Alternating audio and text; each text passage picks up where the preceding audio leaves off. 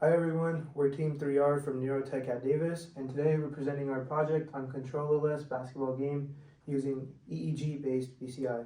And my name is Rhythm DeWar. I'm a first year computer science student. My name is Adit Jain. I'm a fourth year biomedical and electrical engineering student. My name is Dharan Devasetti. I'm a computational cognitive science major and a double CS in stats minor. My name is Priya Patel. I'm a second year computer science student. Okay, so the aim of this project was to provide a hands-free interface to play a basketball game by extracting the player's EEG signals. And specifically, we wanted to leverage the power of being able to measure focus within a player as well as measuring when they perform a jaw clench. And so we incorporated both of those features into our game design. Specifically to extract the focus level of the participant, we used the alpha and beta waves, which we extracted from the raw EEG signal using signal processing techniques. And then we just used a signal power algorithm, which we'll get into more in a bit, to extract the jaw clenches of the user.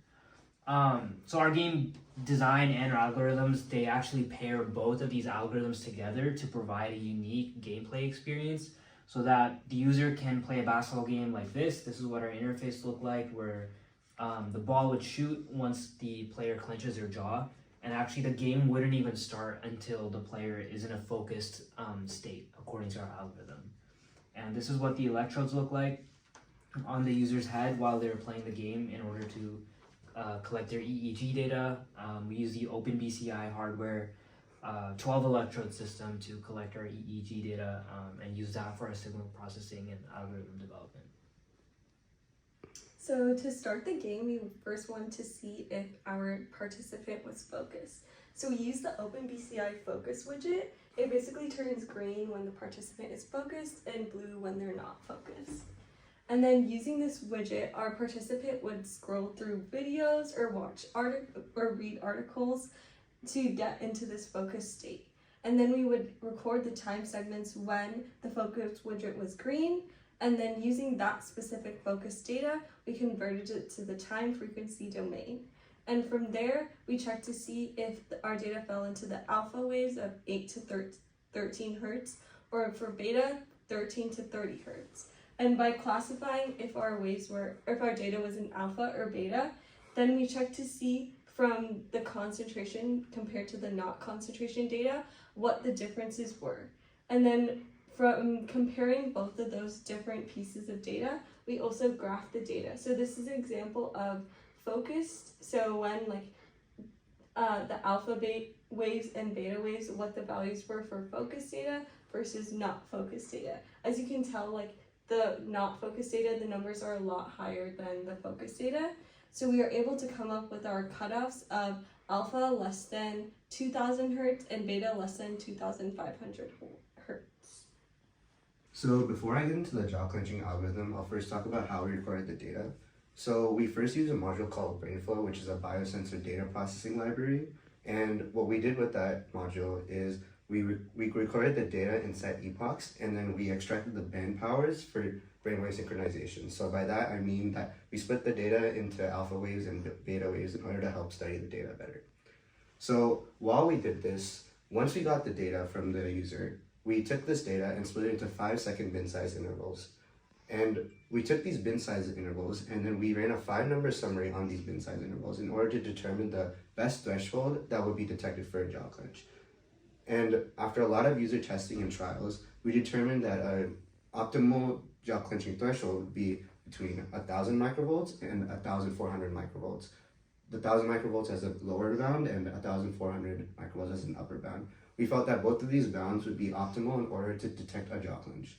So now, whenever the user, the way the algorithm works is when the user clenches their jaw for around 5 seconds, the BrainFlow module will detect this data, and when the user jaw clenches, the power will go up from its resting state to an area of around 1000 microvolts to 1400 microvolts.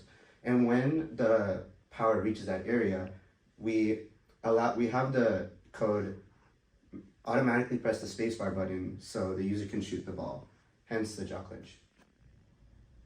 Okay, so we built the game in Python and we used Pygame libraries to develop and add more functionality into the game. And we made it so every time a user clenched their jaw, it would automatically press the space button, and we built that model in our code. And we also used C and UI for our game. Yeah. So just to conclude, we built a new type of gaming interface which incorporates purely just the user's EEG data, and we believe that going forward there's even more scope for these type of game interfaces if we can improve data collection to not only just work for one type of user, but be able to expand our algorithms to be able to work for many different type of brainwaves of different users. So we believe that this is a great start for this type of work, and we're excited to see how this progresses in the future. And the struggles for our project we faced were collecting focus data. We found that making it so the user is doing something that they enjoy, like reading something on their phone or like watching a video on their phone, that's their interest, allowed this focus widget to turn green, which showed that the user was focusing. And we also struggled with coming up with an algorithm for our focus data, but after doing a bit of research, we got that finished. And then we also did a lot of research on figuring out the jaw clenching data. And yeah, after doing all that, we were able to have a final product.